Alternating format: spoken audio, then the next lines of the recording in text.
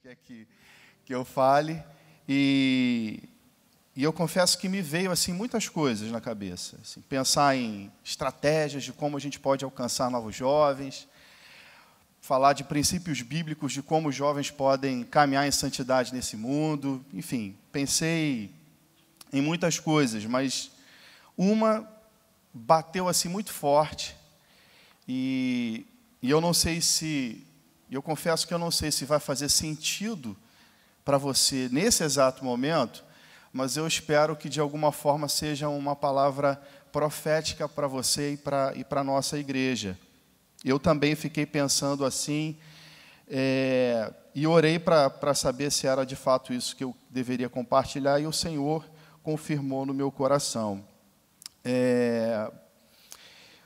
O que eu quero falar é especificamente sobre a relação entre os mais velhos e os mais novos. Por que eu quero falar isso? Porque as igrejas que menos crescem hoje no mundo são as igrejas que menos dão atenção ao tempo de hoje.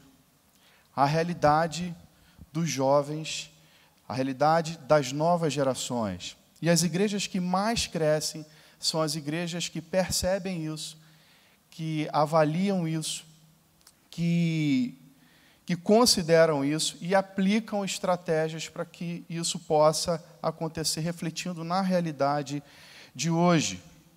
Acredito, então, que uma igreja, nos dias de hoje, forte e viva, se faz com o investimento e a sabedoria dos mais velhos. Sem os mais velhos, a igreja não tem estrutura, porque jovem não é ainda, as novas gerações não são ainda muito bem estruturadas, então precisam de sabedoria, precisam de investimento pessoal, investimento em oração, investimento em vida, investimento financeiro, e sem isso não é possível uma igreja que deseja ser uma igreja de muitos jovens, com muitos adolescentes, com muitas crianças, ser uma igreja sem o apoio dos mais velhos. E os mais novos precisam aprender a como se submeter aos mais velhos. E nessa relação de sabedoria e de submissão, a igreja pode se desenvolver e crescer muito. E tem uma passagem em 1 Samuel, capítulo 17, a partir do verso 32, que eu achei assim, eu nunca tinha pensado sobre isso a partir desse texto, e veio uma reflexão muito interessante para mim, e que eu quero compartilhar com você. O texto diz assim: Davi disse a Saul: ninguém deve ficar com o coração abatido por causa desse filisteu. Teu servo irá e lutará com ele. Respondeu Saul: você não tem condições de lutar contra esse filisteu. Você é apenas um rapaz, e ele é um guerreiro desde a mocidade. Davi, entretanto, disse a Saul: teu servo toma conta das ovelhas de seu pai. Quando aparece um leão ou um urso e leva uma ovelha do rebanho, eu vou atrás dele, atinjo-o com golpes e livro a ovelha de sua boca. Quando se vira contra mim, eu o pego pela juba, atinjo-o com golpes até matá-lo. Teu servo é capaz de matar tanto o leão quanto o urso. Esse filisteu incircunciso será como um deles, pois desafiou os exércitos do Deus vivo. O Senhor que me livrou das garras do leão e das garras do urso, me livrará das mãos desse filisteu. Diante disso, Saul disse a Davi: vá, e que o Senhor esteja com você. Então Saul vestiu Davi com sua própria túnica, colocou-lhe uma armadura e um capacete de bronze na cabeça. Davi prendeu sua espada sobre a túnica e tentou andar, pois não estava acostumado com aquilo. E disse a Saul: não consigo andar com isso, pois não estou acostumado. Assim tirou tudo aquilo e em seguida pegou seu cajado, escolheu no riacho 5 pedras lisas, colocou-os na bolsa, isto é, no seu alforje de pastor, e com sua tiradeira na mão, aproximou-se do filisteu. E aí, a gente já conhece o decorrer dessa história. Davi consegue vitória para o povo de Israel. e para o seu rei, naquele momento, Saul. É interessante perceber nessa passagem, em primeiro lugar, que houve diálogo entre Saul, o mais velho, e entre Davi, o mais novo. O verso 33 diz assim: disse Saul: você não tem condições de lutar contra esse filisteu. Eu entendo perfeitamente a preocupação de Saul.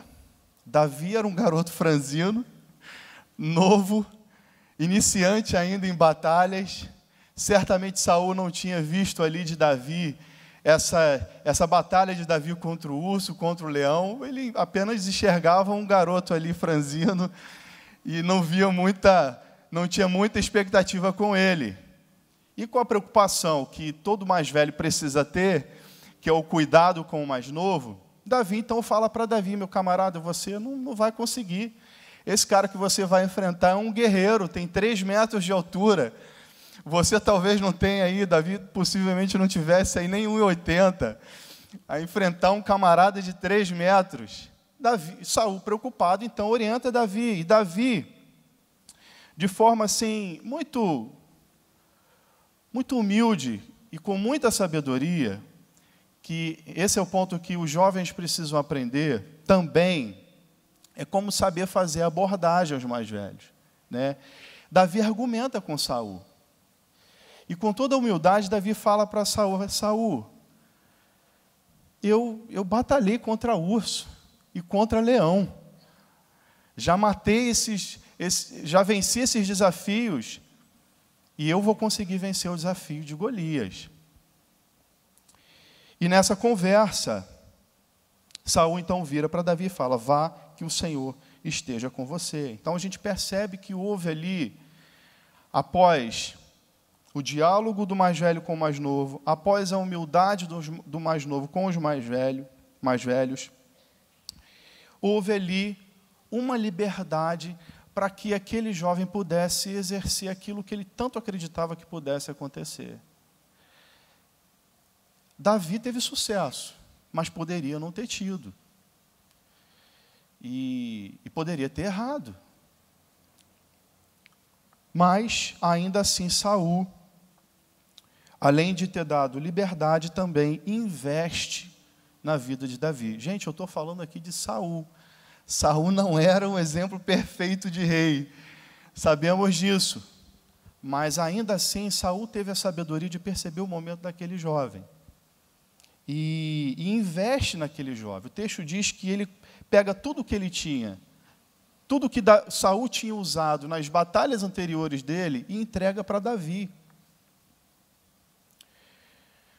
Ele investe em Davi. Ele dá tudo o que ele tinha para que Davi pudesse ter sucesso, para alcançar aquele objetivo e vencer aquele desafio. Houve aceitação de Saul naquilo que Davi havia falado. Verso 39 diz: não consigo andar com isso, pois eu não estou acostumado.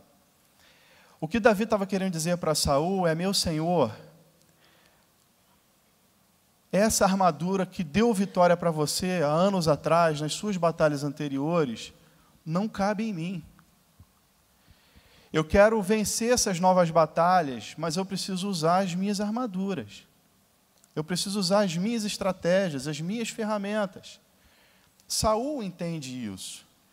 E o que acontece no final? A vitória acontece.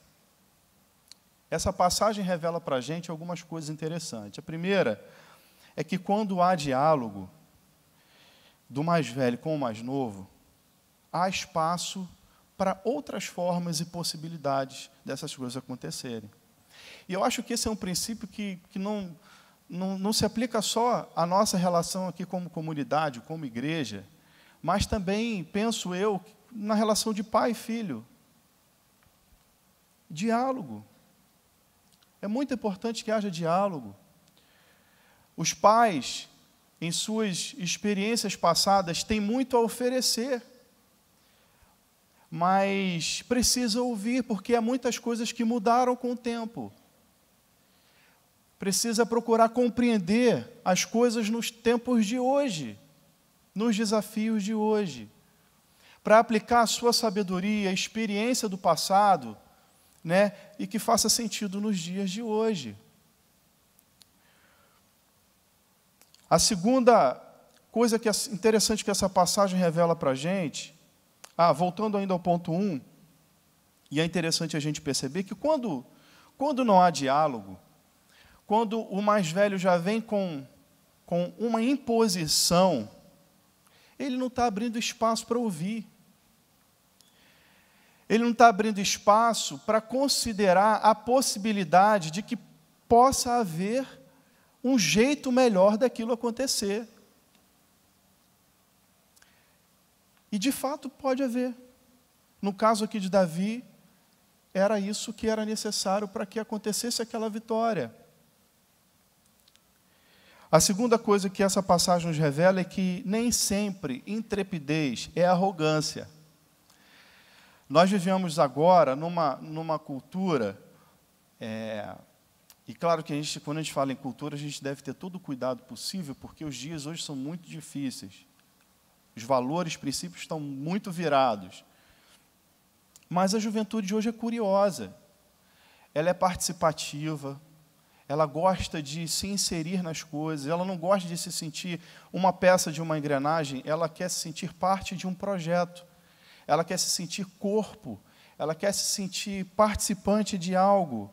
E é curiosa, vai perguntar, vai questionar, vai querer saber as razões, os porquês.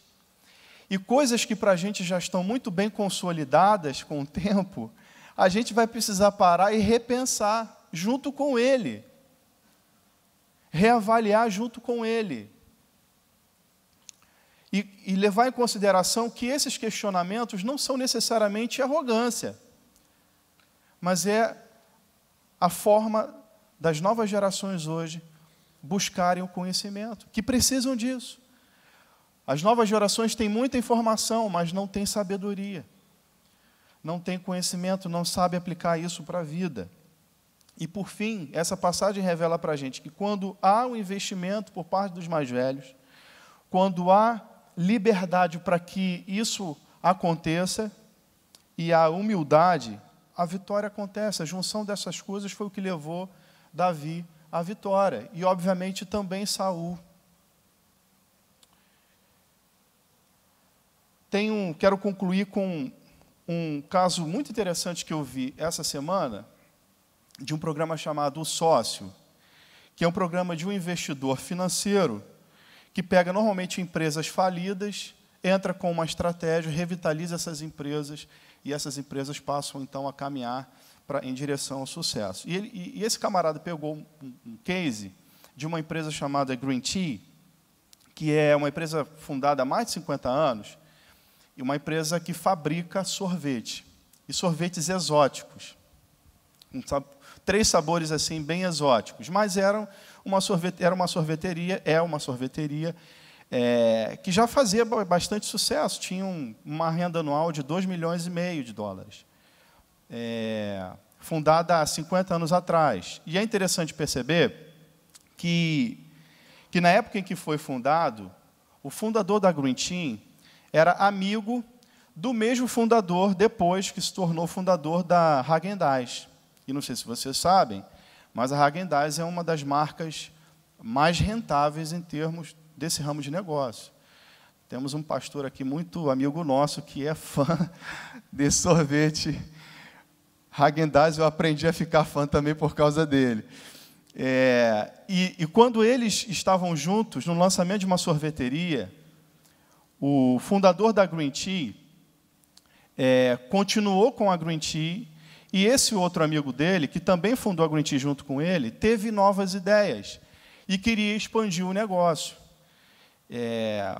O fundador da Green Tea não queria correr riscos. Então, ele permaneceu com o negócio dele e esse outro rapaz abriu a Häagen-Dazs. A Häagen-Dazs, então, se tornou uma marca bilionária. E esse fundador da Green Tea continuou com essa marca aí de $2,5 milhões por ano. O que acontece? Uma empresa familiar, o filho cresce, começa a estudar, começa a trabalhar na empresa e começa a perceber que a empresa tem um potencial para muito mais. E aí começa o embate entre o filho e o pai.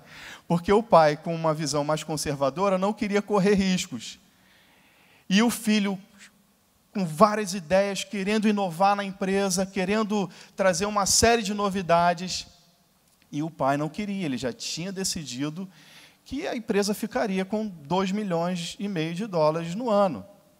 E aí chega esse investidor, então, para solucionar esse conflito. Ele falou, esse é o primeiro caso interessante que eu pego, no sentido de que a empresa não está falindo, a empresa está indo relativamente bem, 2,5 milhões de dólares por ano.